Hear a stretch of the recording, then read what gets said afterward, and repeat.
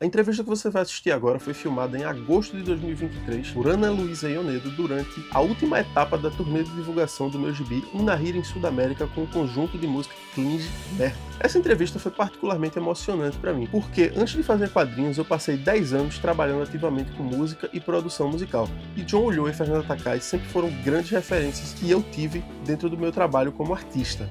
É importante salientar que, apesar do Patufu ser uma banda pop, que muita gente associa à abertura da novela O Anjo Caiu do Céu, por exemplo, eles têm um lado absolutamente experimental e caótico, que sempre foi muito fascinante para mim. Boa entrevista.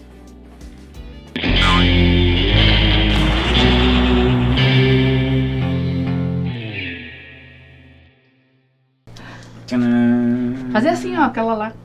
A gente tem a nossa. Isso é uma tática para reuniões constrangedoras. Sim. Você vai numa gravadora. Você seca aqui Ah, faz... sei como E é. aí tem um monte de coisa. Oh, muito bem, vamos fazer um trabalho muito bonito. É só vamos secar fazer o dedo coisa aqui, assim. ó. Aí Sei, sei. você fica sorrindo o tempo todo, sabe? Sim. Eu já... Oh, que legal, eu sempre fiz isso também. Ah, então pronto, vamos fazer. Vamos fazer Vamos aqui. lá. Assim, ó. Tem Tem autógrafos aí. Autografadíssimos? Tudo Não, assim? esses não, porque não fui eu que fiz. Ah, não, Aí esses aqui é o posso. seu. Aí tem um autógrafo pra cada um. Eu fiz um autógrafo super legal, porque eu tava com muito tempo pra fazer. Todos os seus autógrafos são super legais. Obrigado. Todos eles. Esse é o John. Esse é John, esse é seu, John. Ó, aqui, ó. Autógrafo é uma obra de arte. Caralho, isso é um autógrafo. É, Eu achei que era parte Ó, do meu. negócio. Quase que eu achei que o livro tinha isso aqui tinha impresso. isso. Nossa, não. Realmente você fez um autógrafo muito caprichado. Que Foi. isso?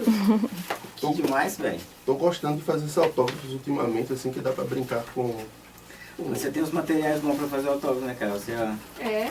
que a gente, putz, às vezes a gente lança uns discos, o disco com a capa é preta. Sim. Então, tem um monte de coisinha desenhada, a gente vai... Tem um... Pronto, agora estamos gravando. Oh yeah. Estamos gravando. Muito bem.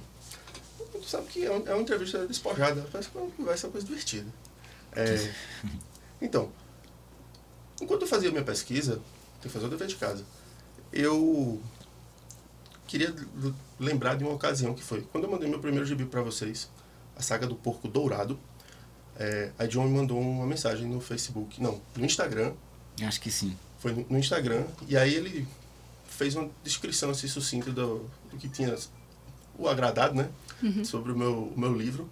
E eu lembro, foi uma mensagem tão importante para mim, que eu lembro onde eu estava quando eu li, que foi na garagem de casa. Ah, é? Eu tinha estacionado a carro e comecei a ler, e a descrição que ele fez do meu livro talvez fosse muito parecida com a descrição que eu faria de como o Patufu impactou a minha vida criativa. Ele falou que tinha uma coisa um pouco... um humor meio abestalhado, mas também anárquico, e com uma certa dose de contrastes, assim, né? Entre céu e inferno, né? E Deus e o diabo. E eu acho que isso também é uma coisa muito comum ao longo da trajetória da banda, né? Tem um embate aí entre Deus e o diabo que tá em várias músicas. E eu acho que eu só me toquei recentemente. Que temos até uma música chamada Capetão e tem uma música chamada Deus. E Deus é a minha música preferida do Patufu, provavelmente. Aí, a primeira coisa que eu queria conversar era sobre isso, porque eu acho que esses antagonismos da banda são uma coisa que... Tudo bem que a gente está no campo teológico aqui, né? Falando sobre Deus e o diabo. Mas eu acho que isso também está na concepção sonora, né? Desde a primeira música do primeiro disco, que já tem contrastes de dinâmica, né? E de andamentos e de tudo, né? Antes de responder, só lembrando que eu li primeiro o seu livro e eu falei, John, você tem que ler esse livro, porque ele é ali, o que o Fernando faz é você, na música, você vai ler, você vai se identificar com um monte de coisa, não foi? eu li primeiro, aí o John falou assim, nossa, realmente, o que é isso, cara? Vou mandar uma mensagem, aí mandou. Mas eu que vi essa conexão assim primeiro, porque aqui em casa chega muita coisa, geralmente chega e eu pego primeiro. Porque eu leio muito, eu leio bastante, mas não. Sim. Né? Então aí, eu falo, isso aqui, John, acho que você devia ler. Mas lógico que tinha assinado pra ele também tudo, ele ia ler de qualquer jeito. Mas eu falei, não, John, passa isso na frente do resto todo, porque ele é você na música, assim. E foi mesmo, foi muito legal. Poxa. Cara, os capetões e os deuses na nossa música realmente estão muito presentes. De vez em quando a gente volta nesse tema. Eu acho que Capetão e Deus são músicas opostas mesmo, né? Capetão e Deus, mas elas são opostas na criação, porque Capetão é meio que uma piada. E ela vem lá do heavy metal mineiro, né? Que eu ouvia as bandas aqui, quando eu tava nos anos 80 com Sexo Explícito, minhas bandas aqui dos anos 80, tinha aquele movimento muito forte do metal de BH, né? Que foi incrível, assim. E os meninos que tocavam no metal na época, eles eram muito novos. Os meninos de 14 anos e tal, tipo, o povo de Sepultura mesmo, quando começou, eles eram novinhos, assim, tal. E a gente, do Sexo Explícito, a gente era um pouquinho mais velho do que a maioria das bandinhas de metal que passava, que fazia parte dos festivais junto com a gente. Tinha uns festivais, assim, que tinha banda New Wave e Heavy Metal, sabe? A gente não era metal, então a gente era New Wave. Mas... E era engraçado que eu via os meninos ainda com aquela voz meio de adolescente, assim, que dão aquelas coisas assim. E os caras faziam aquela voz de metal no show, né? Quando tava, tipo, cantando a música, mas pra pedir um negócio pro técnico de som, tinha que pedir, aumenta minha guitarra aqui, fudido, isso aqui e tal. E eu falava, cara, isso é incrível. E aí a gente fez aquela letra, que é a letra mais bocó que você pode imaginar, né? Tem uns que cria cachorrinho em casa, esse tipo de coisa. E é um tema tão recorrente que a gente já fez outra música com esse mesmo tema, que é o Onofre. Que é a mesma coisa. É tipo assim, não, esse tema é bom, vou fazer mais coisa com isso, assim. O Onofre veio antes do Capetão, né? O Onofre é... Ou depois? Não, veio antes. Antes? Veio antes. Então, é um negócio que eu acho que eu fiquei cismado com essa coisa do metaleiro de voz fina que engrossa a voz na hora de cantar. Eu achei um tema tão bom que eu fiz 2 músicas com isso. E já Deus é uma música mais séria, né, cara? Já é uma música teosófica, teológica, sei lá o que é. Ela já é uma música que tem as minhas convicções lá sobre o que é a figura de Deus na sociedade e tudo mais e tal. Então, na hora de falar de Deus, eu falo mais a sério. E tem umas coisas legais, assim, que aconteceram, porque a Laerte, por exemplo, o personagem Deus gosta de Patufu. Então, ela colocou em algumas tirinhas, já não só uma, né? Tá ali, ó. Elas estão ali, ó. Tá ali, depois vocês mostram ali. Falando, né, que a música preferida do Deus é Eu, né? Que ele queria encontrar uma pessoa como ele. E aí, né, dos fiéis que não reconhecem quando o Deus faz a barba, aí ele fala, não, eu devia estar usando meu boné do Patufu, tudo tem. Então aqui é muito bacana isso também, né, da gente ter canções, e aí elas entram nos personagens, assim, de gente que a gente também gosta, né, acho que é como aconteceu com você, com a gente, e a gente com você, aconteceu com a Laerte também, né, isso é tão legal quando dá essa né? Clique. Deu clique aí Deu match. de gostos, assim, E assim, essas canções nos shows, no disco quem cantou o Capetão foi o John. Mas quando a gente fala assim, e se eu cantasse o Capetão? E se, né, como tem no álbum mais novo, Silenciador, que eu que canto, que é uma música dura, música difícil, pesada. E aí acho que o Patufu tem esses truques sujos, assim, sabe? Porque faz as pessoas prestarem atenção mais justamente pelas essas dualidades, né? De, às vezes falar uma coisa muito séria que, né? Todo mundo esperaria que fosse no show, vai chegar o John, vai fazer, aí só eu que faço, né? Sim. Ou a música mesmo, nossa, nunca imaginei que você fosse cantar essa música, nem eu, mas achei necessário, então foi uma escolha bem consciente na hora, assim. Na sonoridade a gente faz isso também, como o La La La Yeah Yeah, né? Que também tem esse tema da religião, do comércio, da fé e tudo mais, mas cantado assim como se fosse o Jackson 5 cantando. Sim, e falando até dos toda cura para todo mal. Isso, tá no Hipoglós, Meteorite e São Rizal, né? Isso é uma frase do meu pai, cara. O meu pai que falava isso, assim, quando eu morava com meus pais ainda, meu pai tem essa frase. Ele não tem essa frase, tipo assim, são os três medicamentos sacrossantos dela. Não, qualquer coisa toma um sorrisal, não sei o que, metiolate, tem hipoglós, tal, assim. Ou uma mistura dos dois, de 2 ou 3, tudo assim, misturado. Uma forma, qualquer coisa você encontra. A farmacopeia completa. Sim, isso aí resolve tudo, né? Eu acho engraçado da música Capetão. Eu acho que tem um vídeo no Rock in Rio que eu acho que é bem famoso, né? Eu não me lembro se tem na versão do estúdio, mas no Rock in Rio tem a frase, vamos detonar essa porra. Que é do Sepultura. Que é do Sepultura, eu fazia. Eu até tô esquecendo de fazer ela, vou voltar a fazer. Mas é porque a gente não tá tocando aquela versão. Outra. Aquela é a versão completa, oficial da FIFA, do a gente Capetão. Atualmente a gente toca ela. A gente tá tocando agora, uma hora que vem tocando Made in Japan e a música vai derretendo, ela se transforma no Capetão. Aí não tem espaço. Mas você pode incluir o Vamos Detonar Essa Porra, É, que vou vai botar. fazer sucesso. Essa parte das músicas se derretendo é um tema que eu acho provavelmente a gente tocar também, mas antes eu queria só salientar outra coisa também. Que, essa ideia das vozes, porque eu noto que tem algumas músicas que o John ou o Ricardo cantam. Ricardo tem até uma música no disco novo, que é a música A Besta, que é A bem. Besta. Foi uma música que foi um dos singles. Foi. Dos primeiros. É. Aí, mas são duas formas de cantar totalmente. John e Ricardo e você. Porque, assim, são duas vozes que tem muita impostação, muito estilo. E outra voz que é meio que... voz da cabeça, né?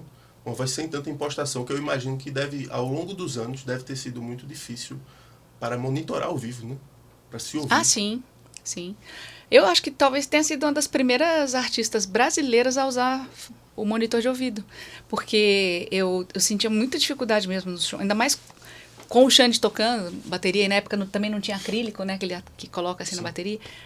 Aí, dependendo do tamanho do palco, só ouvir a bateria na minha vida era difícil demais, assim, de controlar a minha pouca emissão, né, para botar o som ali na frente, aí dava microfonia, eu falei, não, aí eu comecei a ver o povo usando os monitores, eu falei, não, deixa eu ver o que é isso. Aí tinha uma moça daqui que comprou, a Lilian, ela era vocalista da banda, antiga banda do Xande. Ela comprou um aparelho que chamava Garwood, foi um dos primeiros que saíram. In-ear, né? É, o in-ear, e ela falou assim, comprei esse negócio aqui, mas não me dei com isso não, muito chato, não sei o quê. Eu falei, vou te vendo baratinho. Aí eu comprei dela. Quando eu usei aquela primeira vez, eu falei, pronto, resolvi metade dos problemas da minha vida toda, assim, que era o som, que era difícil mesmo. Aí eu comecei a cantar muito melhor, né? E ficou mais fácil para os meus técnicos também acertarem o som, e mesmo com a bateria ali atrás. E aí a gente conseguiu mostrar ao vivo o que o Pato Fu tinha no disco. Que no estúdio é um ambiente controlado, então a gente podia brincar de qualquer jeito. E podia ser muito sutil, podia ser muito pesado. E ao vivo ficava aquela coisa difícil, porque, né? Mas essa parte técnica me ajudou demais. Depois também a gente comprar os microfones certos, né? Isso tudo faz diferença. E às vezes as bandas ou os artistas não têm nem tempo para chegar nesse estágio. Eles são simplesmente catapultados para o fracasso e não para o sucesso. Dá errado tudo e aí não chega lá. Mas isso foi muito importante. Você pode conversar com quase todo mundo hoje que tem uma carreira mais longa, vai falar, nossa, no início ali, o povo da Bossa Nova mesmo, fazendo aqueles shows, todo mundo cantando baixinho, tudo, como é que vai ouvir. Eles cantavam no apartamento, né? Depois começaram a fazer shows grandes. Mas eles não tocavam com o Xande, né? Não tocava com o Xande, é verdade. Tipo assim, mas ainda assim, né? Pra quem canta, e pra quem canta com a voz com a emissão mais baixa, monitor in-ear faz uma diferença, tipo, de mudar a carreira da pessoa mesmo. Tipo, muda o jeito de você cantar.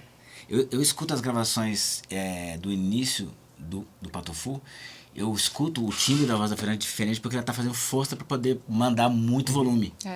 E isso mata o timbre dela. O timbre que todo mundo conhece da Fernanda, pô, o timbre da Fernanda é tão legal, é tão macio, tá? Pra sair aquilo, ela tem que cantar baixinho. E o timbre é meio que a grande assinatura, né? É uma coisa... É o ouro, né, cara? É o tesouro da música pop. É o timbre de voz. Você tem uma voz que é reconhecível, assim. Sei lá. É que as pessoas ouvem, não tem dúvida, né? Isso, assim, quando eu comecei, eu falava, tomara que um dia isso aconteça comigo, né? Que, assim, tipo, eu vou ouvir, sei lá, Suzane Vega cantar, que eu gosto, ou Robert Smith, né? Aí você escuta o Gil, né? Você fala, é essa pessoa, né? Não tem dúvida. Porque a gente ouve... Às vezes a gente tá no carro, né? A gente ouve muito rádio junto, assim, andando por aí. E a gente fica assim, quem será que tá cantando? Aí a gente vai chutando. Aí tem muita gente com timbre parecido. Gente até que a gente gosta, que canta parecido com outra pessoa, assim. E você ter essa... né? Essa marca reconhecida realmente é um troféu. E eu vejo, inclusive no disco novo, eu achei um disco... Eu vi uma entrevista de vocês falando sobre Richard, e como ele canta bem e faz backing vocals eficientes, né? Sempre preciso, assim. Eu fiquei me perguntando se isso teve alguma influência na gravação de voz do último disco, que eu achei uma gravação de voz muito sofisticada em termos de harmonias e de várias linhas melódicas.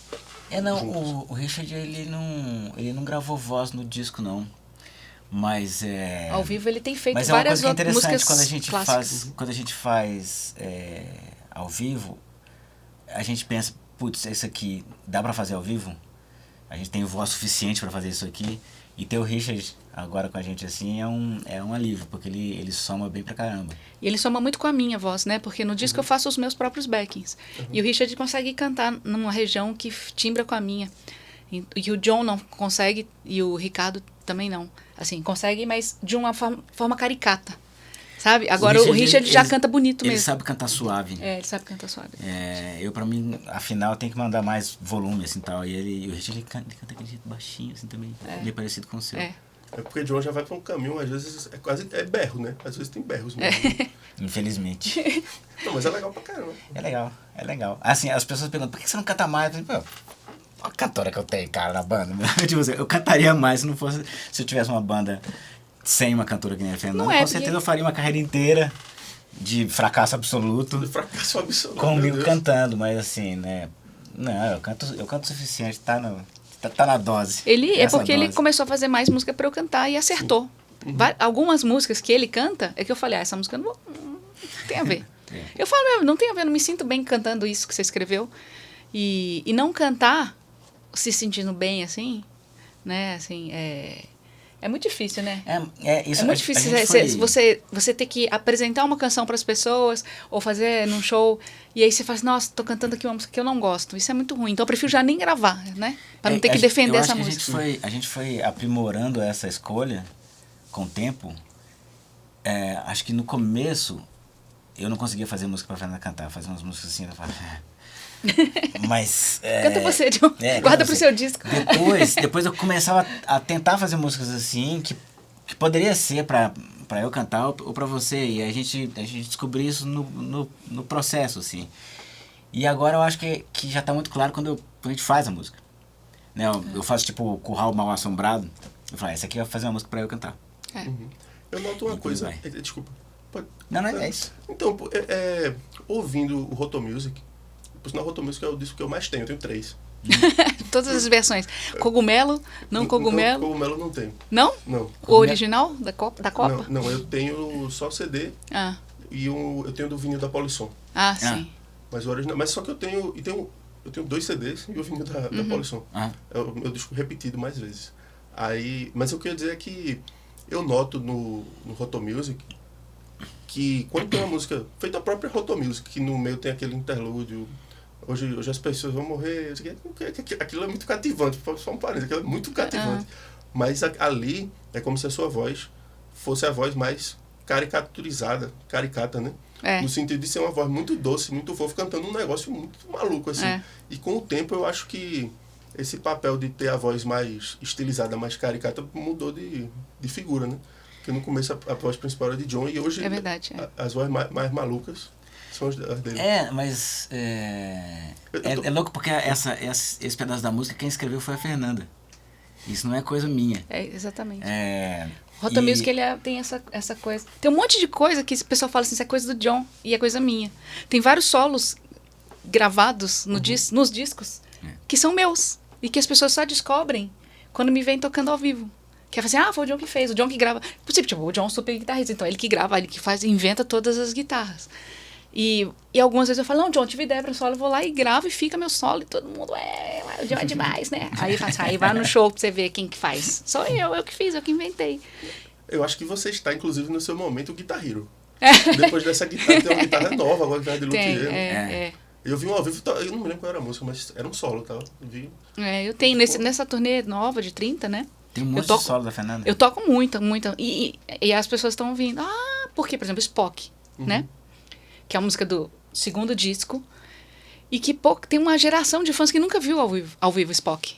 E aí tá vendo agora, porque ela tá, né? Que ela tá na lista lá. E aí todo mundo fala assim, não acredito que vocês estão tocando Spock. Eu não acredito que é você que faz o solo do Spock. É muito legal. É bom também. Às vezes se a menina na banda tem um monte de ideia pré-concebida. E que o Pot Fu também, mais uma vez, ao vivo, chega e fala assim, não é bem assim, né? Sim. Como a letra de hoje, né? Aí vocês realmente têm uma simbiose, né, musical, que é uma coisa muito interessante. E, sim, outra coisa. O Temas Acabou foi o disco que vocês produziram com a Bujan. Sim. E na minha narrativa de fã, pra mim foi quando o Pato Fu, que já era uma banda empenada, virou de cabeça para baixo. E deu uma volta aí, e a partir daí eu acho que foi quando a coisa das colagens sonoras mesmo, dessa questão de contrastes que eu estava mencionando anteriormente, acho que foi quando deu uma guinada para um campo mais, digamos assim, técnico, porque antes as coisas eram mais baseadas no ritmo e na harmonia, como Roto Music, no ritmo e harmonia, muda pra caramba, mas é ritmo e harmonia. A partir daí começa a ter som, né? Som mesmo, assim, sons. Eu acho que é por causa do sampler, né? É por causa da entrada do sampler na... E porque o Xande gravou esse disco também. A entrada do Xande também. Gravando. Então, a gente ali tem um upgrade sonoro e depois tem mais um upgrade no Televisão de Cachorro, que é mais uma qualidade técnica de produção do Marotti, né? Que é um sujeito muito... aquele som ISO 9000, assim. Mas com o Abu e o Xande e o sampler, a sonoridade multiplica, né? Várias vezes. Porque até então a gente fazia um som com muito contraste, com muita mudança de andamento, mudança de ritmo, de timbre, mas era tudo eletrônico. Tirando guitarra, baixo e violão, né? Assim, era sempre timbrinhos de bateria... Tudo programado, né? Eletrônica. Teclados e também. Programada de um jeito doido, assim, tal. Mas, assim, tinha o limite do timbre, né? Esse tipo de coisa. Quando começou a misturar com coisa orgânica, aí o negócio expande muito mesmo. E aí, nessa época, vocês usavam também... usavam muita sequência ao vivo, né? Programava já os efeitos e... A gente não tinha pedal, né? Era uma banda que era... O pessoal até... a gente usou isso olhava assim e falava assim, esses caras não estão tocando, não. Porque era instrumento sem fio. E sem pedaleira, e sem amplificador, né? A gente usava simuladores de amplificadores, assim. E assim, até o próprio Ricardo mesmo falou que teve uma experiência assim, quando ele foi ver uma banda, não sei aonde, aqui no Mineirão. Acho que ele foi ver o Foi a Kiss, primeira sei vez. lá. Não, acho Iron Maiden, acho que foi. Iron Kiss. Que ele não sabia que existia sem fio. Whitesnake. Whitesnake. Aí ele falou assim, pô, eu fui lá no show pra ver os caras fazer playback, cara, as guitarras tudo desligadas. Aí depois ele se tocou. Existe sem fio. E tem muita gente que se engana com as tecnologias, né? Outro dia um cara me parou e falou assim, você usa teleprompter? Eu falei, não uso teleprompter não, pra cantar. Muita gente usa, né? Mas ele não queria dizer que é teleprompter. Ele queria dizer que... Ele me perguntou se eu usava ponto eletrônico, porque ele vê que todo mundo canta com ponto. Eu falei, aquilo não é ponto, meu senhor. Ali é um fone de ouvido pra gente se escutar.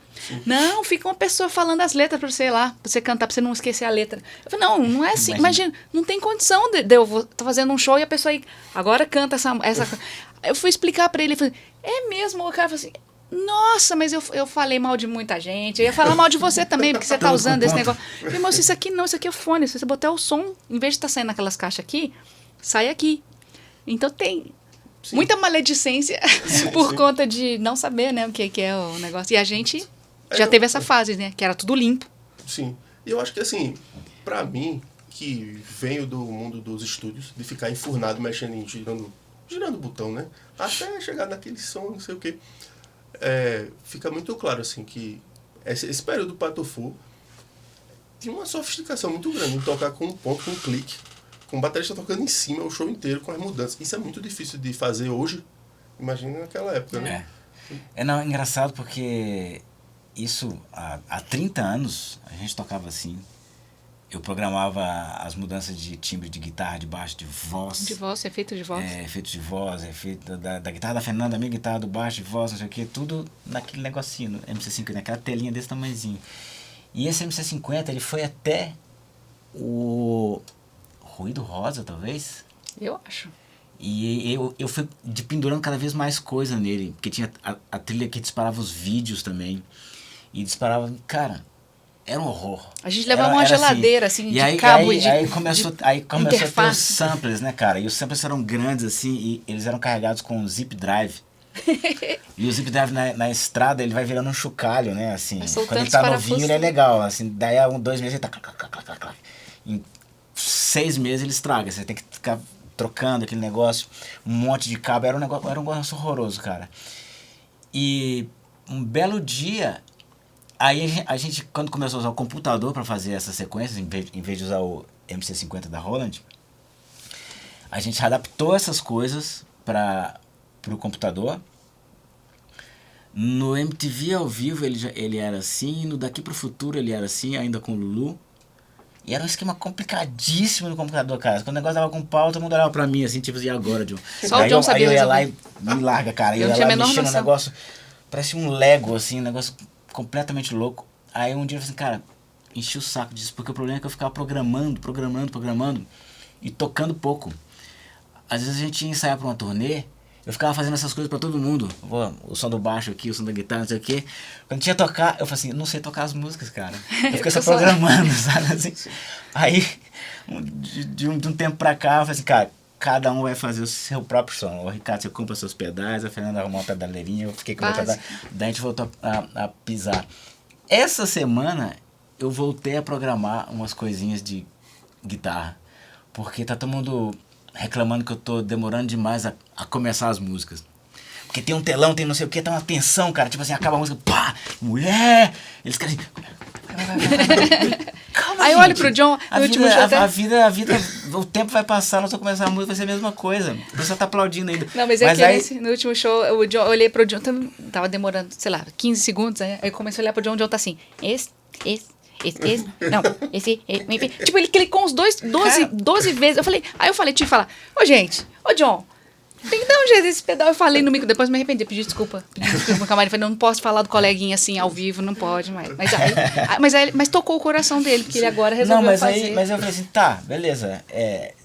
Eu vou fazer só uma programação mínima, que me dá meu timbre inicial, assim. Sim. Depois eu piso. Porque fazer elas no meio da música é uma desgraça. Tem 1000 motivos técnicos que eu posso... Depois eu te explico por que é uma desgraça colocar esses program changes no meio da música. Mas os que, tipo assim, eu vou dar um play na música, tá o som certo. Daí, a partir daí eu vou fazendo as coisas. Sim. Eu fiz isso essa semana de novo. Então, né, no show da semana que vem eu vou Dessa reestrear isso pela primeira vez. Mas eu não vou fazer isso das outras pessoas, não. Eu Eu não vou mandar mídia pra todo mundo. Né? Não, Já mas eu vou só avisando. piso 4, eu só tenho 4 sons. Eu só uso 4 sons no Daqui show. a pouco eu tô vendo o Rick inteiro. pensando, dá pra você mandar esse aí pra mim também e tal. Não! Eu vi que vocês estão usando umas Boss, né? John GT100 e a Fernanda é o GT8 ou 10? M680? M680. Era seu, né? Não. Não? Foi Eu nem quando sei, teve aqui tinha um monte de pedaleira, a gente tirou tudo do A gente teve armário. um endorsement da Holland Ah, foi isso, verdade. Há alguns anos.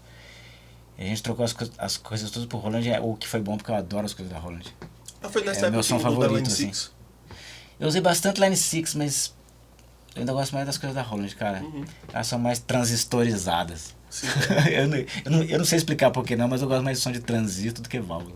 Pô, mas eu acho que no fundo... Não sei explicar, só sei que é assim. Sim. Você vai ter que brigar com o Arnaldo lá, Arnaldo Batista. Tem muita coisa de... Eu lembro que quando a gente se conheceu no FIC, a gente teve uma rápida conversa sobre guitarras. Porque eu disse, pô, né, já que estou aqui, vou extrair um pouco, né, de todo esse conhecimento que me fez a pessoa que sou, né? Aí uma das coisas que eu perguntei foi, já usou o Sansamp? Você até falou que gostava muito de usar o Sansamp, né? E ultimamente, nas minhas gravações, eu tô gravando um disco agora, da minha banda de hardcore, uma banda bem pesada, chamada Poodle Violence, que não é tão pesada, né? É um pesado cômico, né? Aí eu gravei muita coisa com... É comida do Groco, cara, Poodle. O Groco come Poodle. Aí eu gravei muita coisa com o Sansamp, o GT2, que é isso, né? É aquele pequenininho. Ele é massa. É bom demais aquilo, pô. É até uma sensação prazerosa quando alguém escuta e diz assim, pô, que sonzeira, né? Qual que é o amp? Qual é o amp? Eu usei esse GT2 pela primeira vez com o Savala, cara, fazendo Gold Can. Tem alguns daqueles sons lá que são GT2. Ele tava usando, era com os Paralamas, né? Eu não sei se ele usava pra gravar uma guitarra estéreo, assim, tipo, tinha um ampli, tinha o GT2, mas eu lembro de algum daqueles timbres lá de a gente usar o GT2. Ele, pra mim, é uma novidade absoluta, assim. Porque não tinha nem os simuladores de tipo Amp Farm, esses de Pro Tools. Não, né, isso tipo era de coisa. 1994. Ele apareceu com aquele negócio, agora tô porque o tudo disco aqui foi e tal. lançado em 95, mas a gente gravou em 94, lembra? Com o Savala. Então Será que era o GT2 mesmo? Se brincar, era aquele primeiro ainda. Não sei, é um que eu tenho aqui até hoje, que é um pedalzinho que tem 4 chavinhas. É porque os dois têm. Então não sei mais qual que é. Cara, imagina, Gold Can, 94 que a gente gravou. 94, 95 ali que a gente tava, né? 95 ele saiu. Então o negócio tem muito tempo, cara. Quase 30 anos. Eu fui fazer uma investigação no site para essa entrevista, né? Aí fui ler as fichas técnicas dos discos. Eu adoro ler ficha técnica de disco. Também. Porque, assim, eu só não tenho o Ruído Rosa e o Daqui para o Futuro. São os únicos 2 discos que eu não tenho. Mas no site de vocês tem a ficha técnica, que é uma maravilha. É bom, né? É muito bom. É tão prazeroso você saber, assim. Eu não sei, eu compro o disco até hoje, acho que muito por causa da ficha técnica. E aí tem uns momentos lá que eu acho que no Isopor tem falando assim, John usa guitarras Fernandes. Aí, eu tenho uma teoria pessoal sobre isso, que eu não sei se é verdade ou não, só investigação. Eu tinha uma guitarra Fernandes dessa mesma época, que é o mesmo logo, o mesmo headstock, a mesma coisa, que é do final dos anos 90. E eu acho que foi um momento que a Fernandes estava chegando no Brasil e patrocinou vários artistas. Isso. Confere isso? Sim, isso era a Brasil Percussion, né? Que era... É importador. Quem fazia esse contato com a gente era o André Jung, que é baterista do Ira. Sim. E a gente estava lançando o Isopor na época, a gente estava fazendo muito sucesso, estava em todas as paradas. Aí ele chamou a gente, deu 2 Fernandes para mim, baixo pro Ricardo. Ele queria te mostrar o sustain, né? né? E essa guitarra grudou em mim, cara. Ela não saiu mais, assim, é a guitarra que eu mais usei na vida. Ela tem ela tem o sustain, né? Que é muito legal, assim, tal. E aí toda vez que eu pego uma outra guitarra, você, aquela Les Paul ali, eu acho ela muito legal, mas ela não tem sustain. Eu vou pôr um sustain. Não, cara, a guitarra já tá com sustain e tal. E eu gosto de guitarra com Floyd Rose, que é essa ponte flutuante. Ninguém gosta mais, né? Ninguém gosta mais, né? Mas eu gosto, cara. Dá pra levantar ela. Eu gosto, cara, por causa disso, cara. Porque eu tenho a mão direita muito pesada. Guitarra não para afinada comigo. E essa guitarra aí, cara, ela é o famoso tanque de guerra mesmo. Tipo, eu afino ela aqui, levo pra São Paulo, eu não preciso afinar ela. Assim, ela sai daqui, pega o avião, o ônibus, não sei o que e tal, ela tá afinada. É um troço impressionante. E aí ela tem, o timbre é legal, ela tem as coisas legais. Eu fiz as modificações que eu sempre faço em guitarra. Pronto. E você tem a branca, né? Tem a branquinha que tá ali também. Que é das bolinhas de isopor que a gente usou, justamente. Aí a gente estilizou ela pra ela ficar com cara do isopor, mas é uma outra Fernandes que tem sustainer também. É porque os instrumentos de vocês são muito característicos, né? Eu acho que todo mundo já, sei lá, tá acostumado a ver uma Fender Stratocaster, né? Uma Fender Telecaster. E vocês têm uma coisa que é muito peculiar, muito exótica. Eu lembro de um amigo, meu amigo meu, Pardal, produtor musical, que ele já conhecia Pato Fu, todo mundo conhece Pato Fu, mas não, tipo, às vezes não se aprofunda o suficiente para perceber que é uma coisa que é muito, muito brilhante, assim. Aí, Pardal, vamos ouvir isso aqui, pô, vamos ouvir. Aí quando começou, que ele viu, aí tava Ricardo tocando um baixo ativo, né, aquele baixo ativo sem headstock, tinha essa guitarra com esse visual. Esse é de... Como chama esse track? Papel Contact. Esse é Randy Rose, mas... Não, mas esse desenho, preta, né? o John que fez com papel. Ele cortou e fez os negócios. É papel contact. Pô. Tem belas artes. E dura, né? E tá bonitinho até hoje, né? Papel contact do bom. Do bom, né? Até no braço, aqueles amarelinhos ali, eles são contact. Aí, pois quando esse meu amigo viu, ele disse, que coisa, hein? E aí eu lembro que... Aí, pronto, quando Fernanda começou a tocar com essa guitarra nova, eu acho que foi a versão Fernanda da Fernandes com Floyd Rose, que foi uma coisa que encaixou, assim, né? Agora, porque eu já tinha visto, tem o Capetão com essa guitarra que é famoso. Sim, do Rock in Rio. Tem muitas coisas que eu já vi também usando uma Diamond, uma Schecter, né? Schecter Diamond, tipo, como se fosse essa. Exatamente. Essa aí. Então, se fosse uma cobra, teria me picado. Eu tenho, e aí eu tenho uma Rickenbacker também que eu uso. Uma pequenininha também que eu gosto. Uma Piver, que é super pesada, que eu comprei em Londres quando a gente foi... Você tá usando aquela Godin agora, aquela Godin. Eu voltei a usar. Essa minha guitarra, que é a Kian, que é feita aqui, ela foi para manutenção agora. Então eu voltei a tocar com uma Godin que eu usei na época do isopor, que é uma que tem uma placa de madrepérola, branca, assim, ela é azul, sim. azul calcinha e madrepérola. Ela é uma bonitinha. Ela tá ali, por acaso? Não, ela tá no equipamento, que tá viajando. Mas eu gosto muito dessa minha guitarra que eu tô agora.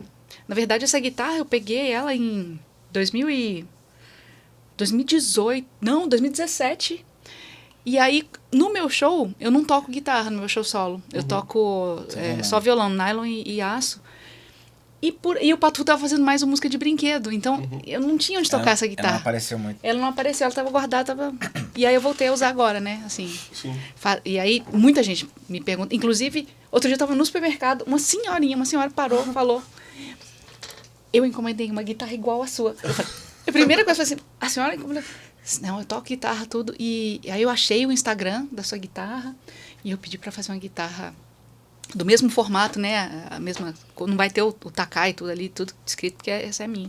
Mas porque eu achei tão bonita, achei essa guitarra. E ela é pequenininha pra mim, que eu sou pequena também. Eu falei, nossa, que surpreendente, coisa linda. Aí eu falei, não, é verdade, ela encomendou, tá quase pronta dela aqui. É muito bom. Isso seria uma coisa muito surpreendente, né? Quem poderia imaginar no supermercado. Não, então. Assim, ela, eu vi que eu tava fazendo compra, e ela me olhava. Eu falei, vai falar, né? Oi, né? É você, Fernanda, tudo. Mas ela veio falar, comprei uma guitarra igual a sua. Muito bonitinho. Achei muito legal. Mas a gente realmente não tem esses fetiches, assim, com essas marcas, tipo Fender, Gibson, os amplificadores, esse negócio todo, que é um negócio que é muito comum pra muito músico, assim, então. Eu acho que eu tenho um fetiche por coisa esquisita. Não é que a gente não tenha fetiche, que tipo... Aquela guitarra ali que tá atrás. Aquela guitarra que tá atrás ali... Uma fininha, do Divo, né? Do Divo, né? Sim. Tipo, esses caras eram os meus heróis. O cara colocava... Ele pregava um pedal de distorção na guitarra. Assim, foi aquele mocorongo, assim. Uma estética da estranheza, assim, né? Não que minhas guitarras sejam estranhas, mas elas, tipo... Eu tocar com uma Stratocaster, pra mim, é a coisa mais sem graça que existe. Sim. Pô, mas tem tanta guitarra no mundo, assim, tal. É uma espécie de uma... É uma guitarra massa, uma Strato. Uma guitarra super legal, super versátil. Você faz de tudo com ela, assim, tal. Mas, é tipo, ok. Eu prefiro tentar achar um troço que seja só... Que tenha mais a minha cara, ou que as pessoas possam identificar como uma guitarra... Quem usa essa guitarra? Essa guitarra quem usa é o John do Potofu. Essa guitarra quem usa é o Brian May. Sim. Essa guitarra quem usa não sei o quê. A gente sempre, eu pelo menos, gosto de ter a guitarra que ninguém tem. Assim, você chegar num lugar e a pessoa fala assim, nossa, essa guitarra que mais sai. Eu falo, não quero essa. Essa é a última que eu quero. Me dá a guitarra mais... Tipo, só veio uma e ninguém gosta porque a cor é esquisita, ou porque o formato, o som, não sei o quê. Eu quero essa guitarra. Geralmente as minhas guitarras são... até aquela Hammer que eu toquei também na turnê do Tem, mas acabou, quase não se vê, né? É que tinha na versão do Red Hot Chili Peppers. Tocava com lá. Exatamente. Até a minha Rickenbacker não é o modelo John Lennon lá, o maior. Sim. É um pequenininho que também ninguém quer, porque ninguém conhece. Mas eu quis. Sim. Então, e eu adoro isso, assim. É igual cor de carro. Eu não compro carro preto, nem prata, e nem branco, e nem cinza. Meus carros são outras cores. Nunca essas cores. Eu sei como é isso aí. Sei bem. Eu também, eu gosto de ter guitarra também que ninguém tem. Aí eu fiz uma guitarra pra mim, né? Sim. Aí John acho que acompanhou todo o processo, né? Que eu peguei uma Squire lá e saí mexendo tudo nela até virar a minha guitarra, que é o meu personagem Bel. Sim. Aí é Belcaster. E eu coloquei no headstock dela assim, Belcaster. Muito bom. Eu imprimi, fiz todo o transfer. Também... É demais, né? Pô, bate o olho e fala a sua guitarra aí. Aí teve uma pessoa que chegou pra mim uma vez e disse, pode fazer uma pra mim? Espera aí, pô, essa é a única, eu passei um tempão aqui trabalhando nela, né? Eu acho que a música é feita de fetiches, né, cara? Assim, os caras que tocam assim, tal, aquele ampli, cara, eu tenho que ter aquele. Sim. Beleza, tipo assim, eu acho que às vezes o som do ampli talvez não vai fazer nem tanta diferença, mas o cara vai ficar tão mais feliz que ele vai tocar melhor, vai tocar de outro jeito quando ele tá com o instrumento, né? Esses teclados analógicos, né? O Moog mesmo, né, cara? Que desafina pra boa, um trambolho, dá um monte de problema e tal. Se você tocar com synth, com som de Moog, basicamente é o mesmo som. Mas o cara, não, cara, agora eu tô com a mão no botão do Moog aqui. Aí pronto, cara, é isso aí. A gente usa um simulador de Moog até melhor, porque o outro esquenta, desafina isso, e desgraça.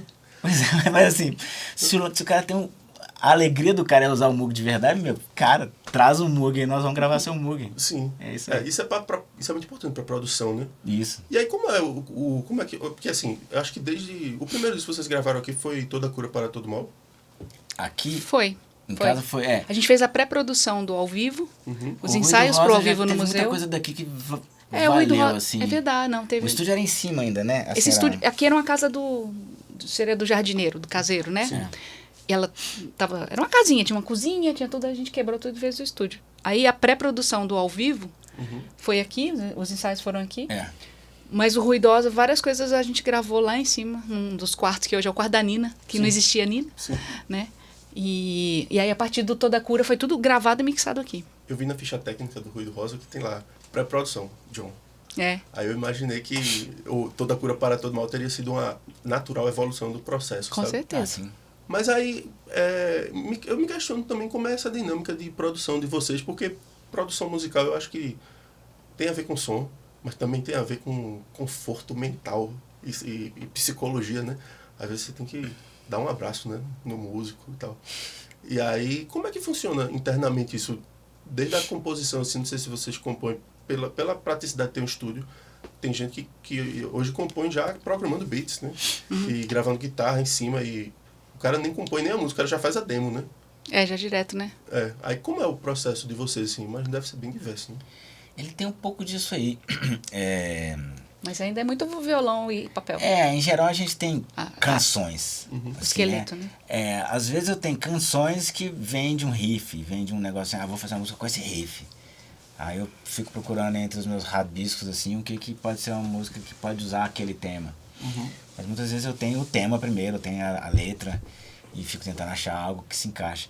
Mas em geral, quando eu chamo, a gente fala assim, vamos fazer um disco, vamos fazer uma gravação. Quando eu chamo os caras, a gente tem uma demo que já para em pé, sabe? Às vezes eu coloco um beat para dar uma sugestão de como vai ser a batera. Eu tento não caprichar demais. Sim. Sabe? Tipo, não vou colocar todas as viradinhas, todas não sei o quê, porque senão fica chato, assim, né? Às vezes eu faço um baixo só só dando as notas pra ter o grave da música, assim, porque senão começa a ficar ruim de seguir adiante numa tentativa de arranjo. Aí eu monto um esqueleto, assim, e chamo os caras. E aí, a partir dali, isso já é assim desde o começo do Patofu, né? Desde o primeiro disco do Patofu já era assim, só que no começo era assim, eu fazia o jab do início ao fim, né? Fazia tudo. E depois que o Rick entrou, né? Sim. E aí ele substituiu os baixos, que tinham baixos eletrônicos antes, né? E ele é o super baixista, né? Super baixista. E aí também tem uma dissidência, né, de composições, porque tem a carreira solo de Fernanda também, que, por sinal, o último disco que tem o single Terra Plana, como é o nome do disco? Será que você vai acreditar? Que é uma música, que é uma música que tem um refrão fortíssimo, assim, poderoso, né?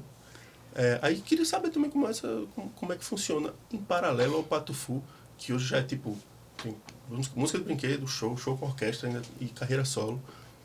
Tem o Alice também. E o Alice. É super cansativo. Eu passei agora, essa última viagem que eu voltei, a gente foi para São Paulo, foi gravar um clipe pro Fique Onde Eu Possa Te Ver, do Patofu. Passamos 2 dias gravando clipe. Aí, a gente foi... Não, a gente foi para Garanhuns. Não, depois do clipe você foi fazer shows no Sesc Guarulhos. Não, eu tive show... Peraí, não, a gente viajou. Não, é verdade. Eu tive meu show, aí eu gravei o clipe com o Patofu. Tive 3 shows meus com outra banda, que não é o Patofu. John só por acaso ficou lá. A gente viajou para Garanhuns, fizemos Patofu. Não, eu viajei para Serrinha. Eu fui para São Paulo fazer o meu show solo lá. Depois fizemos o Patofu em Garanhuns. Aí voltamos para Brasília. Eu fiz um show no festival de motociclismo, lá o Capital Week, com o Patofu. O Patofu foi embora, eu fiquei em Brasília, fiz meu show em Brasília, esse meu show, outro. A gente vai ter, o Alice vai voltar a ser feito agora em agosto, tem o show com a orquestra, ou seja... Então marcando já música de brinquedo E tem música de brinquedo. Não para nunca. É bem cansativo, vou te falar, bem cansativo, mas é tão legal ao mesmo tempo, assim, porque eu encontro as pessoas, assim... Os fãs da vida toda, né? Que gostam do Patofu. E tem os meus fãs que vieram por causa da carreira solo. É engraçado que tem um público mais velho, né? Porque eu vou muito pro lado de MPB, assim. Meu show é mais calmo todo, assim. Faço muito show em teatro, então... E aí o Música de Brinquedo vai aquele público que é muito novo, né? Tem muita criança. E os nossos fãs antigos que hoje, por acaso, têm filho, leva irmão mais novo. Então, assim, é muita gente, é muita possibilidade de encontro. Então, quando eu vou para a estrada com esses shows todos, eu volto assim, volto muito cansado, mas volto muito feliz. Eu falei, nossa, como eu consegui fazer? Eu fico me sentindo, tipo, nossa, dei super conta. humano. Meio super heroína, assim, né? E isso você fala nos livros, né? Tem os livros Mas também. já faz o quê? 3 anos do último? Não, tem um livro mais recente que saiu e tem um que tá pronto, ele tá rodando, que vai sair pelo Martins Fontes. Eu lembro do que o cabelo da menina pra mim tinha sido o último. Não, daí tem o cabelo, pontos. tem um ponto, tantos pontos, é um que saiu há 4 meses, né? Que é um livro escrito há 3, né? A Vana Campos, ela escreveu o livro, mas me deu o livro, eu fiz uma música, o livro é um livro com música, é um livro musical. É diferente do Cabelo da Menina, que tem um tema, né? Mas eu peguei a letra do livro e fiz uma música, a gente gravou, o John produziu aqui. E o Daniel Kondo, que fez o projeto gráfico e a ilustração. Esse é o mais recente e tá saindo, que é meu e do Kondo, sobre as lendas japonesas e brasileiras se encontrando na Amazônia. É muito legal, tá muito bacana. Mas tudo isso, assim, eu acho que Patufu com 30 anos, né? E eu há 15 anos. Metade da minha vida artística... Sim. É nessa doideira, é nesse formato, fazendo um monte de coisa. E eu acho que hoje fica muito claro para os fãs, sabe, que o Patufu não corre risco com a minha carreira solo. Sim. Se era para ter saído, eu teria saído lá atrás, assim. Engraçado, né? porque eu, na perspectiva de fã, tudo bem que talvez eu seja um fã rato de estúdio, que é menos comum. Mas eu nunca nem cruzou pela minha cabeça. Foi. Nossa, não. No início, eu percebia, principalmente nas redes, as pessoas falando assim, nossa, legal, boa sorte aí, mas gosto mesmo do Patufu, né? As pessoas que vai lá, daqui a pouco tá saindo, sei lá, sabe, comentavam, assim. Isso acontece, algumas pessoas entendem a informação que a Fernanda vai fazer um show solo, que a banda acabou. Mas não é. Por isso que eu sempre falo em entrevista, eu sempre falo assim, tô aqui, meu show, né? Meu show solo, tudo, mas tem show do Patufu aí, nessa que as pessoas não acompanham tão de perto, assim, né, a carreira de uma banda. As pessoas não estão com a informação diária. Quando a gente fala que a gente tá fazendo um show de 30 anos, algumas pessoas vêm me falar assim, que bom que a banda tá voltando, né? A Fernanda tá em carreira solo. Que bom que a Fernanda voltou. Duas coisas, assim, tipo, que a banda tinha parado por causa da carreira solo e que a banda tá voltando. Ok, beleza, vai lá no show. Vou ficar explicando. Muito protocolo, né? Sabe que é muito louco? Porque quando eu fiz o primeiro disco solo, que ele, né, eu ganhei disco de ouro, né, eu viajei bastante, ganhei quase todos os prêmios do ano, assim. Aí a gente deu muita sorte, eu acho, porque aí o Patufu fez o Música de Brinquedo. E aí o Música de Brinquedo ganhou disco de ouro, ganhou Latin Grammy, também fez uma turnê gigante. Mas mesmo assim, mesmo com todas essas duas exposições, altas exposições e alto sucesso, na cabeça das pessoas, eu sendo vocalista, falando, tô fazendo um show solo, eu saí da banda. Automaticamente as pessoas pensam isso. Por isso eu tenho que ficar sempre... Mesmo aqui, sei lá, no bairro, encontro alguma vizinha, eu falo assim, a banda voltou, né? Não sei o que. Eu falei, não, mas eu tô aí. Eu falei, não, nunca saí, você saiu, por que você voltou, né? Eu falei, não, eu nunca saí. E tem uma coisa que é muito importante que você faz, que é a escolha do repertório, né? Sim, Essa é a diferença, eu acho, né? Porque no meu show, eu não toco músicas do Patufu, assim, embora tenha música minha, eu não pego antes que seja tarde e toco, não toco perdendo dentes, né? Não toco por perto no meu show solo. Todas as músicas que estão no repertório do Patufu, elas são proibidas para mim, pro meu show solo. Sim. Eu toco uma música que é o Nada Pra Mim, no meu show, que eu gravei lá naquele DVD do Inhotim, mas que o Patufu não toca, não cabe ali mais entre as coisas que a gente tem. Ela se identifica muito mais com as minhas coisas, né, solo, do que com o Patufu. E eu acho que essa é a chave. A chave, primeiro, pros meus amigos de banda, né, empresário e todo mundo, entender que eu não estou fazendo, não é um oportunismo de eu chegar e usar o meu papel no Patufu para espremer o melhor do Patufu e o melhor do meu e fazer um show e eu ganho dinheiro sozinha. Não é isso, não. É uma escolha artística genuína mesmo, sabe? Eu tenho outra banda, né? O John no começo até tocava comigo, o Lulu também. Mas a gente viu, não, isso dá dar confusão para as pessoas. Aí o John também queria ficar mais aqui com a Nina, que ela tava, né, a gente viajando bastante. Então, são 2 shows, aliás, 2 não, todos os espetáculos são completamente diferentes, com a orquestra também é diferente. E isso, acho que isso dá saúde, sabe? Eu, assim, na minha perspectiva também sempre foi uma questão estética da parte de vocês. De dizer assim, não temos a banda, e vocês dizem, não, tem outra coisa que eu estou fazendo aqui, assim. É porque eu acho que a banda também tem uma proporção tão grande, né, que entra num espectro de fãs em que você começa a estar lidando com o senso comum mesmo, assim, com a ideia que as pessoas têm de uma banda, mas que efetivamente não são pessoas que, sei lá, pesquisam música, né? Não. São que ouvem a música na novela, né? Sim. Vê a gente lá apareceu lá no Serginho, né? Aí falou, Pato Fu voltou, tudo mais. Não vai ficar feito eu escutando licitação, assim, e pensando assim... E lendo a ficha do freio, essa freada aqui... De onde que é esse freio? De onde é essa freada? Porque eu faço isso. Assim, por exemplo, música de brinquedo, eu nem abordei na pauta. Porque eu disse, música de brinquedo são tipo 8 horas extras que vai precisar. Eu imagino só as correções de pitch que deve ter tido ali, né? De cada instrumento. Cara, mas tem. O música de brinquedo tem tanta coisa que a gente aceitou. Tem bem menos que a gente. Porque a gente aceitou a imperfeição dos instrumentos. Quando a gente começou a gravar. A gente falou, nossa, não vai dar certo. Mas quando você põe tudo junto. Sim. Faz um chorus. Dá um chorus. Dá um chorus. E a voz das crianças também, que é meio desafinada. Sim. Tudo. E aí funciona. Só funciona assim. Às vezes o pessoal pede pra gente... vem aqui na TV fazer um pocket do música. Falei, música de brinquedo não tem pocket. Música de brinquedo é uma orquestra de brinquedo, assim. São 5 patofus, 2 músicos contratados, convidados, né? Os marionetistas, que são 3, são 2 monstros, mas são 3 pessoas ali atrás. Não dá, assim. Ele só funciona porque é esse monte de coletivo, né? E aí o Pato Fu nessa brincadeirinha de tantas... Quantos discos tem? 12? 11 ou 12, né? Eu tinha feito uma conta, mas já me esqueci. Cara, nem eu acho que 12, né? Agora é o 13º. Nossa, eu acho que é o meu. Ele tá cantando aí, ó. São 13, o 30 é o 13º. Puta, nem sei fazer essa conta mais. Vocês estão independentes desde quando? Desde 2000, o da MTV foi o último. Foi o último, né? 2003 a gente saiu da BMG. Sim.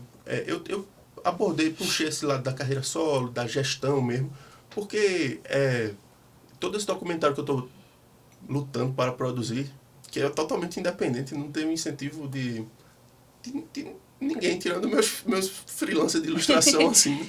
Aí a turma que eu atendo mesmo. E eu fui entrevistando pessoas que estão em níveis diferentes de produção independente. Desde o cara que tem uma editora de punk, de quadrinhos punk em São José dos Campos, que ali é tipo nível 0, assim. A loja do cara só tem góticos de rosto branco, que são super gentis e muito educados, mas são góticos. Desde passando por Vila Velha, que tem Fábio Mozinho, toda a sua loucura extrema, e eu lancei um gibi com ele, né? E o cara figuraça, assim. Ele tem olhos de criança. Ele tem um olhar bonito, assim. Você olha pra ele e fala, esse homem é feliz. Sabe? Tem uma coisa assim. Aí o cara é super receptivo, assim. Eu conversei com outras pessoas também e tal, mas queria conversar com vocês que pra mim é a instância máxima, assim, de uma banda que ficou muito grande e disse, não, agora vamos tocar a coisa da forma independente. Quer dizer, não sei se foi assim, né? Mas historicamente acabou sendo, né? A gente foi da BMG 10 anos, né? E 20 anos independente, né? Entre Cogumelo e a nossa regestão, né? Foi mais ou menos... Na verdade, assim, a gente, não sei se a gente já contou isso, já, né, em algumas entrevistas. A gente tinha sido convidado para sair da BMG, para ir para outra gravadora. E estava envolvido nessa história o Tom Capone, que morreu lá num acidente em Los Angeles, né? E a gente assinou a nossa saída. E não assinou, porque o Tom Capone era a figura central ali que iria levar a gente para outra gravadora. E aí já era um momento que as bandas de rock também já estavam meio sem fôlego, aquela coisa de que vem onda, né? Aí tava vindo a onda do sertanejo, né? Pagode, sei lá, não sei o que era, que tava vindo. E aí nós ficamos assim, já fomos independentes, podemos experimentar. E ficamos só distribuindo, a gente continuou distribuindo pela Sony, né? A Sony comprou a BMG depois, a gente foi ficando, e aí teve êxito também, o Música de Brinquedo, totalmente dependente, vendendo disco de ouro, né? Nosso terceiro disco de ouro, e conseguindo fazer as turnês, conseguindo viver, tendo lucro, tudo, falei assim, então, acho que vamos continuar, sim, e o mundo da música foi migrando para esse formato, né, de você gerenciar sua carreira de novo, você só achar em determinado momento quem é que vai distribuir melhor sua música, né? Licenciamento de canções para outras coisas, para cinema, para TV e produto, tudo. Ficou tudo na nossa mão, né? Então, isso é bom. É bom você ter controle da obra, né? Quantas histórias a gente escuta das pessoas que falam, usaram minha música, eu não posso fazer nada, porque a música não é minha mais, né? Já vendi. Então, isso é uma coisa que a gente preza muito de... o uso que fazem, né, das coisas que a gente fez e gosta, né? E vocês trabalham com... Vocês têm uma editora, então, né? A gente tem uma editora, Ela é... Isso desde o começo a gente tem. Sim. Foi um dos primeiros... Ele é a nossa produtora e editora. Editora. Ela está dentro... Quem gerencia esse negócio maior mesmo é a Universal. A gente, né, tem um contrato com administradora. É administradora, assim. Porque, realmente, Pato Fu tem músicas que já foram usadas em vários lugares. O John, principalmente, tem uma cartela de canções de alto impacto comercial. Então, precisa ter mesmo isso, sabe? Isso vai pro mundo inteiro, né? A música hoje, você lança aqui e o mundo inteiro tá sabendo. Então, isso a gente sempre teve esse cuidado, e nos tempos de hoje, vai pingando os centavinhos daqui, e uma banda que tem um catálogo como a gente, né? Sim. A música, viver de música fica cada vez mais essa realidade menos penosa do que era no início, né? Que a nossa receita, assim, se a gente não fosse fazer show, não tinha dinheiro para fazer supermercado, né? Agora a gente tem uma obra que rende, né? Ela é como livro é ainda mais difícil, mas quando eu comecei a escrever livro, meus amigos escritores de verdade, eles falavam assim, não, a partir do 10º livro, assim, você começa a falar assim, nossa, não, eu ganho um dinheirinho com a literatura também, sabe? Mas é sempre um caminho longo, né? Qualquer profissão. Sim. São poucas as pessoas que têm esse fagulha do sucesso e do nada, assim, não, agora não preciso mais trabalhar. Não existe isso, a gente trabalha cotidianamente, né, para nossa música. A gente tem um caminho que voltou para a independência, mas eu acho que é um negócio que não é um negócio difícil de dizer que as pessoas podem trilhar esse mesmo caminho, né? Porque primeiro aquela época não existe mais, né? Assim, a época das gravadoras, em que o objetivo de uma banda era chegar numa gravadora e dentro da gravadora se dar bem, né? Tipo, sei lá, né, cara? Pode ser que as coisas aconteçam ou não, assim, na mesma época que a gente foi contratado, um monte de outras bandas foi contratado. Pode ser por mérito da banda, pode ser por problemas com a gravadora, o mercado da época, o som que faziam, sei lá, porque é uma em 100, assim, que faz sucesso mesmo, né? A tendência de uma banda não é o sucesso, né? A tendência de uma banda é voltar pra garagem, né? Isso é a entropia do mundo, digamos assim. Mas quando a gente voltou para a independência, a gente já tinha tido uma carreira de sucesso numa multinacional. Então não é a mesma coisa de dizer para uma banda nova, né? Sim. E ali, esse mercado independente e que é mais pendurado na internet e tudo mais, aquilo estava sendo inventado, né? A gente não foi exatamente uma escolha nossa na época, né? Assim, a gente teve essa coisa que a Fernanda falou, muito porque na BMG a gente sentiu que não tinha mais muito gás ali. Tem uma outra oportunidade ótima na outra gravadora. Que gravadora, o que mais importa é a pessoa que tá ali, né? Tem uma pessoa que acredita em você e tal. Não importa se é a gravadora da Rússia, da Polônia, não sei o que. Tiver aquele cara que acredita em você, o cara vai pôr aquela máquina a seu favor. Aí esse cara sai da gravadora ou acontece alguma fatalidade, você fala, putz, cara, tô órfão aqui, as coisas realmente deram errado pra gente ali. Mas a gente falou assim, cara, vamos seguir em frente com o que a gente tem aqui. A gente já tinha um estúdio aqui, a gente não tinha mais dependência da gravadora pra coisa mais básica, que é colocar uma banda em estúdio e gravar um som bom. né? No início de uma carreira ali nos anos 90, A gente não sabia não fazer. dava para fazer isso, né? Assim, os estúdios eram salas enormes, com os gravadores super caros e tal, muita manutenção, você precisava de um técnico, precisava de não sei o que, precisava de uma estrutura que aos poucos isso não foi sendo mais tão necessário, né? Os estúdios caseiros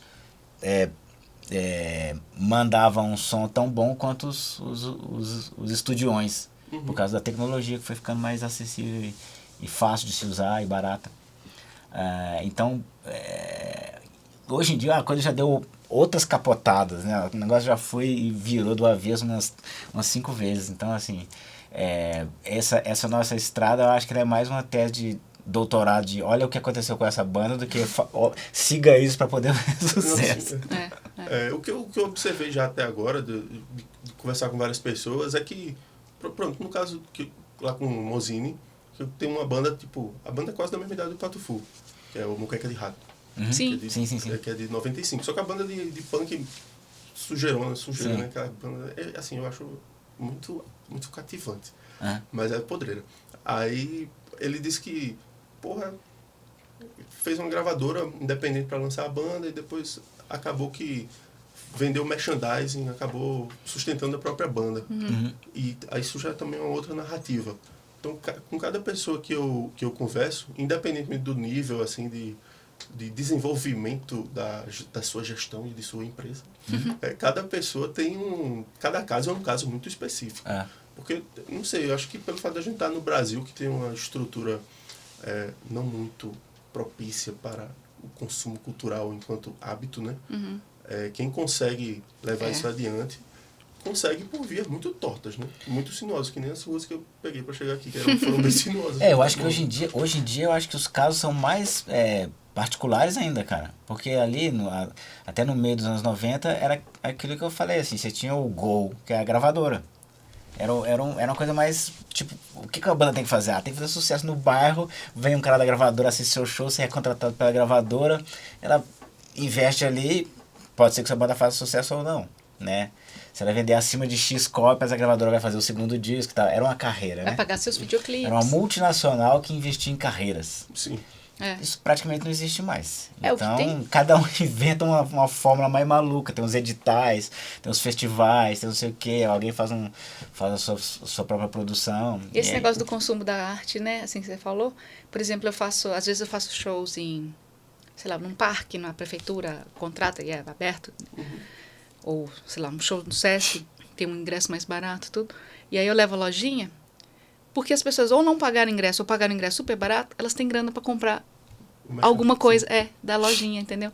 Então a gente fala, as pessoas gostam sim de arte, cultura, elas querem ter os seus objetos de desejo dos artistas, mas não tem dinheiro, né? Assim, e se não tiver política pública que ajude a isso, né? Incentive, que alivie um pouco essa conta, aí as pessoas aí não gira nada, né? Sim. Então, que bom que agora a gente está retomando assim essa perspectiva de um governo que investe na cultura, né? Que quer distribuir mesmo, não quer concentrar mais nas grandes cidades, quer chegar em todos os municípios, né? Assim, é bem interessante esse retrabalho de reconstrução que o Ministério está tendo, né, da cultura.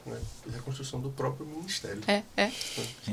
É uma coisa... Inclusive, assim, quando o meu trabalho chegou em vocês falaram, como eu abri a entrevista falando, que foi particularmente muito emocionante. Isso aí eu senti um reconhecimento tão grande e isso me lembra também que, por exemplo, agora em sábado estarei em Recife fazendo uma feira independente, que eu mesmo estou produzindo lá. Eu e várias outras pessoas. Ana vai estar também, ó. Ana vai estar vendendo as coisas dela lá. Aí, assim, toda vez que eu vou nessas feiras, aparece alguém, porque é na rua, de graça. Então aparece alguém lá que tá só passando, né? Aí que eu converso com o sujeito, converso assim, e eu vejo que tem uma aceitação. Mesmo o meu trabalho, que não é um trabalho tão pop, entre aspas, assim, tem coisas bem nefastas e obscuras. Mas tem Deus e o diabo. Tem Deus e o diabo. Inclusive conversando um com o outro, né? Tem esse momento. Mas aí eu vejo que tem um pessoal ali que tá passando, que é o pessoal que escuta música na novela, sei lá. Bem médio. Um consumo bem médio, assim. Mas passa, eu converso, a pessoa fica admirada. Nunca imaginei que teria alguém produzindo coisas assim aqui. E aí eu comecei a observar esse fenômeno também de que existe um interesse, né, coletivo das pessoas, porque isso é uma coisa inerente à própria racionalidade, né? Então, a partir do momento que você é um ser racional, que existe a perspectiva de comunicação e de formação de uma cultura, né? Você começa a querer se expressar ou poder também se sentir contemplado pela expressão dos outros. O que, de certa forma, vai lhe dar a vontade de se expressar também. E aí, inclusive, esse é o tema da minha dissertação do mestrado que eu vou defender agora. É como a produção de subjetividade subjetividade do sujeito é complicado.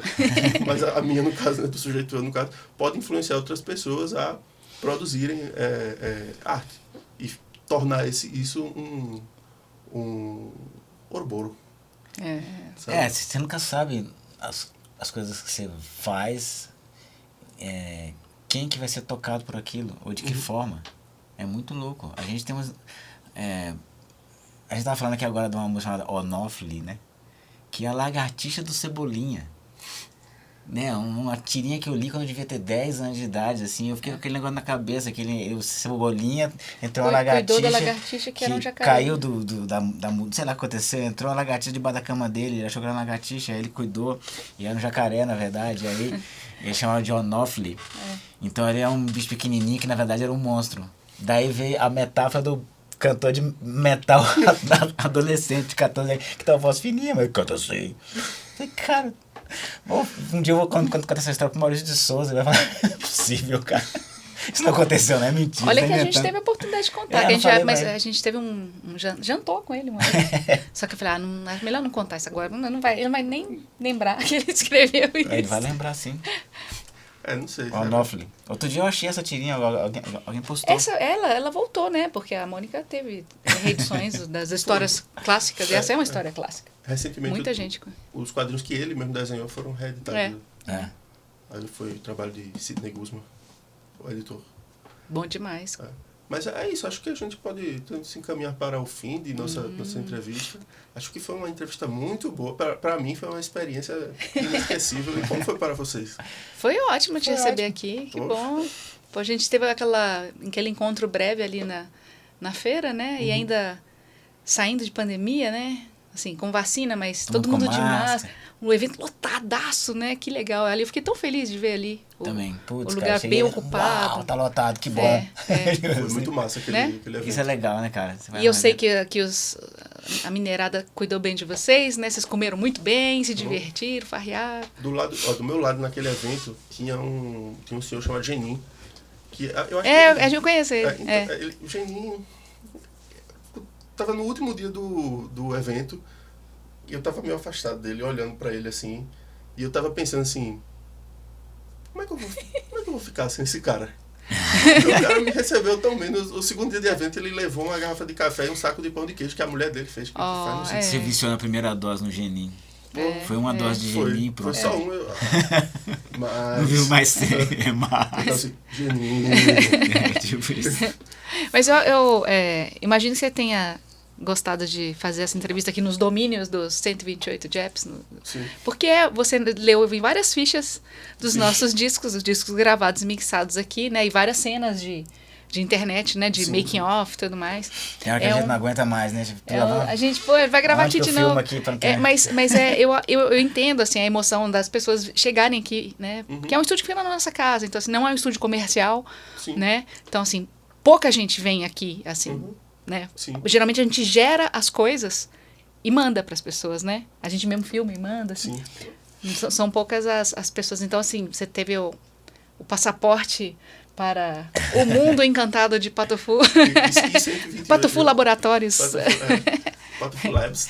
Então, eu acho que deve ser. Se eu pudesse fazer isso lá, ir lá. Não, aliás, eu tive isso parecido, que eu conheci o estúdio do Gilberto Gil, uma vez que eu fui ensaiar com ele.